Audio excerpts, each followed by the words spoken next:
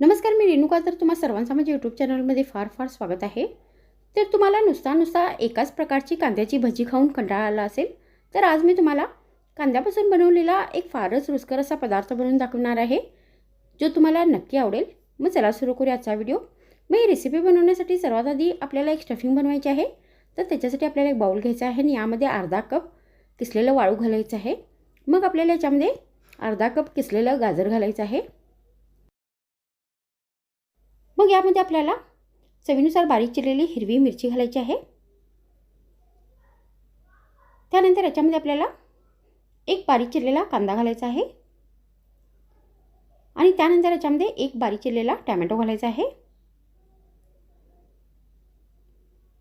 मग यामध्ये अर्धा कप बारीक चिरलेली कोथिंबीर घालायची आहे.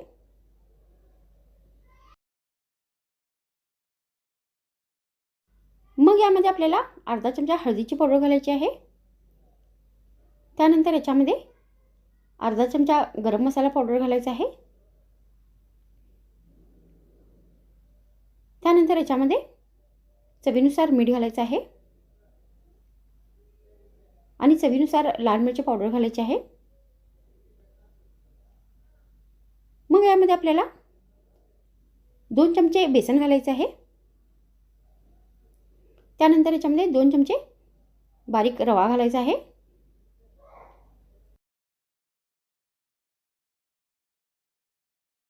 मग यामध्ये आपल्याला पाणी घालायचं आहे आणि हे सगळे साहित्य व्यवस्थित मिक्स करायचे आहे आणि याचे मिश्रण तयार करून घ्यायचे आहे. तर ही जी स्टफिंग आहे ती आपल्याला फार पातळ नाही बनवायची आहे. तर अशा पद्धतीने ही स्टफिंग बनवून घ्यायची आहे. तर इथे ही स्टफिंग बनवून तयार झालेली आहे. त्यानंतर आता आपल्याला ही स्टफिंग 5 मिनिटांपर्यंत अशीच ठेवून द्यायची आहे. तर तोपर्यंत आपण यासाठी कांदा चिरूया. तर त्याच्यासाठी मी एक कांदा घेतलेला आहे. तर कांदा आपल्याला थोडा मोठाच घ्यायचा आहे आणि या कांद्याचे आता साले काढून घ्यायचे आहेत आणि त्यानंतर हा कांदा आपल्याला गोल गोल पीसेसमध्ये कट करायचा आहे.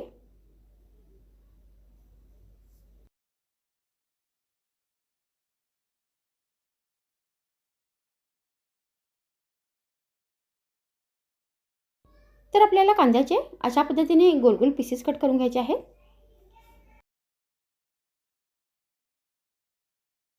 तर आता मी इथे कांदा व्यवस्थित गोलाकारमध्ये कट करून घेतलेला आहे.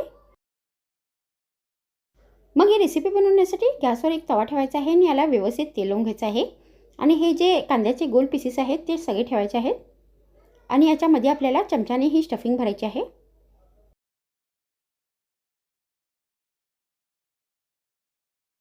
मग ही स्टफिंग आपल्याला व्यवस्थित याच्यामध्ये भरायची आहे आणि त्यानंतर याच्यावरती चमच्याने तेल घालायचं आहे. मग यावरती एक प्लेट ठेवून हा कांदा एका बाजूनी 2 मिनिटांपर्यंत फ्राय करून घ्यायचा आहे. तर आता इथे 2 मिनिट झाले आहेत आणि हा कांदा आता एका बाजूनी फ्राय झाला आहे. त्यानंतर आता हा कांदा आपल्याला चमच्याने पलटवायचा आहे.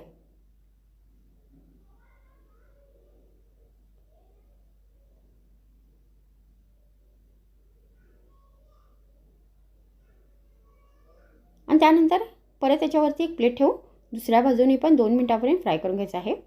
तर अशाच पद्धतीने ही रेसिपी आपल्याला दोन्ही बाजूनी व्यवस्थित फ्राय करून घ्यायची आहे. तर तुम्ही अशा पद्धतीने ही रेसिपी बनवून गरमागरम जेवणाबरोबर एक स्नॅक्ससारखं सर्व करू शकता.